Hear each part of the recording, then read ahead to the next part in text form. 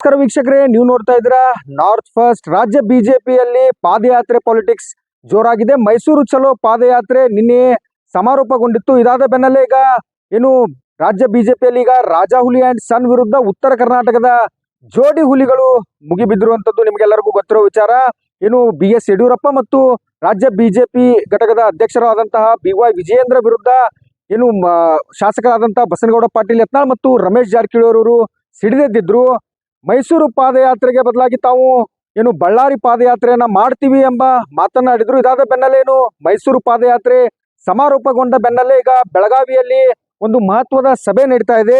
ಬೆಳಗಾವಿ ಹೊರವಲಯದಲ್ಲಿರುವಂತಹ ಖಾಸಗಿ ರೆಸಾರ್ಟ್ ನಲ್ಲಿ ಮಾಜಿ ಸಚಿವ ಹಾಗೂ ಶಾಸಕರಾದಂತಹ ರಮೇಶ್ ಜಾರಕಿಹೊಳಿ ಹಾಗೂ ಬಸನಗೌಡ ಪಾಟೀಲ್ ಯತ್ನಾಳ್ ನೇತೃತ್ವದಲ್ಲಿ ಸಭೆ ನಡೀತಾ ಇರುವಂತದ್ದು. ಈಗಾಗಲೇ ಸಭೆಯಲ್ಲಿ ಸುಮಾರು 10ಕ್ಕೂ ಹೆಚ್ಚು ನಾಯಕರು ಭಾಗಿಯಾಗಿರುವಂತದ್ದು. ಬಸನಗೌಡ ಪಾಟೀಲ್ ಯತ್ನಾಳ್, GM ಸಿದ್ದೇಶ್ವರ್, ರಮೇಶ್ ಜಾರಕಿಹೊಳಿ, ಮಾಜಿ ಸಂಸದ ಪ್ರತಾಪ್ ಸಿಂಹ, ಅರವಿಂದ್ ಲಿಂಬಾವಳಿ, ಏನು ಮಾಜಿ ಸಂಸದರಾದಂತಹ ಅಣ್ಣಾ ಸಾಹೇಬ್ ಜೊಲ್ಲೆ ಎಲ್ಲರೂ ಸಹ ಭಾಗಿಯಾಗಿರುವಂತದ್ದು.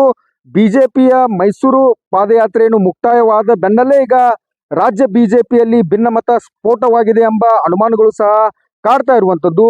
ಇನ್ನು ವಿಜಯೇಂದ್ರ ಹಾಗೂ ಯಡಿಯೂರಪ್ಪ ಅವರ ವಿರುದ್ಧ ಈ ರೆಬಲ್ ನಾಯಕರು ತೊಡೆ ತಟ್ಟಿದ್ರು.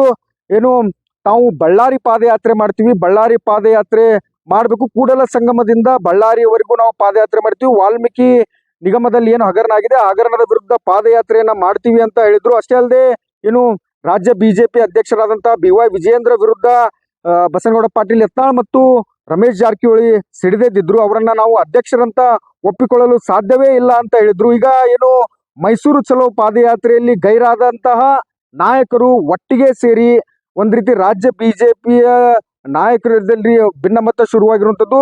ಈ ನಾಯಕರೆಲ್ಲರೂ ಸೇರಿ ಈಗ ಏನು ಬೆಳಗಾವಿಯ ಹೊರವಲಯದಲ್ಲಿರುವಂತಹ ಖಾಸಗಿ ರೆಸಾರ್ಟ್ ನಲ್ಲಿ ಒಂದು ಸಭೆಯನ್ನ ಮಾಡ್ತಾ ಇದ್ದಾರೆ.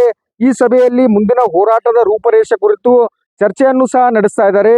ತಾವು ಯಾವುದೇ ಕಾರಣಕ್ಕೂ BY ವಿಜಯೇಂದ್ರರನ್ನ ಅಧ್ಯಕ್ಷರಂತ ಒಪ್ಪಲ್ಲ ಅಂತ ಈಗಾಗಲೇ ಬಸನಗೌಡ ಪಾಟೀಲ್ ಯತ್ನಾಳ್ ಮತ್ತು ರಮೇಶ್ ಜಾರಕಿಹೊಳಿ ಅವರು ಹೇಳಿರುವಂತದ್ದು. ಅಷ್ಟೇ ಅಲ್ಲದೆ ಬಸನಗೌಡ ಪಾಟೀಲ್ ಯತ್ನಾಳ್ ಅವರು ರಾಜ್ಯ ಬಿಜೆಪಿ ಅಧ್ಯಕ್ಷ BY ವಿಜಯೇಂದ್ರ ಹಾಗೂ KPCC ಅಧ್ಯಕ್ಷ DK ಶಿವಕುಮಾರ್ ಒಳ ಒಪ್ಪಂದದ ರಾಜಕಾರಣ ಇದೆ ಎಂಬ ಮಾತುಗಳನ್ನು ಸಹ ಆಡಿದ್ರು. ಇದಾದ ಬೆನ್ನಲ್ಲೇ ರೆಬೆಲ್ ನಾಯಕರು ಎಲ್ಲರೂ ಒಗ್ಗೂಡಿ ಒಂದು ಸಭೆಯನ್ನ ನಡೆಸ್ತಾ ಇದ್ದಾರೆ. ಈ ಸಭೆಯ ಮೇಲೆ ಸಾಕಷ್ಟು ಕುತೂಹಲ ಇರುವಂತದ್ದು. ಯಾವೆಲ್ಲ ನಿರ್ಧಾರವನ್ನ ಕೈಗೊಳ್ಳುತ್ತಾರೆ ಎಂಬುದನ್ನ ಈಗ ಕಾದು ನೋಡಬೇಕು. ಈಗ 10ಕ್ಕೂ ಹೆಚ್ಚು ಬಿಜೆಪಿ ನಾಯಕರು ಒಂದು ಗೌಪ್ಯ ಸಭೆಯನ್ನ ನಡೆಸ್ತಾ ಇದ್ದಾರೆ. ಈ ಸಭೆಯ ಬಳಿಕ ಮಾಧ್ಯಮಗಳ ಜೊತೆ ಮಾತನಾಡಲಿದ್ದಾರೆ. ಒಟ್ಟಾರೆಯಾಗಿ ರಾಜ್ಯ ಬಿಜೆಪಿಯಲ್ಲಿ ಆಗಿರುವಂತಹ ಬೆಳವಣಿಗೆ ಹಲವು ಕುತೂಹಲಕ್ಕೆ ಎಡೆಮಾಡಿಕೊಟ್ಟಿರುವಂತದ್ದು. ನಿರಂತರ ಸುದ್ದಿಗಳಿಗಾಗಿ north first Kannada channel subscribe ಮಾಡಿ, ಶೇರ್ ಮಾಡಿ. ನಿಮ್ಮ ಬೆಂಬಲವೇ ನಮಗೆ ಶಕ್ತಿ.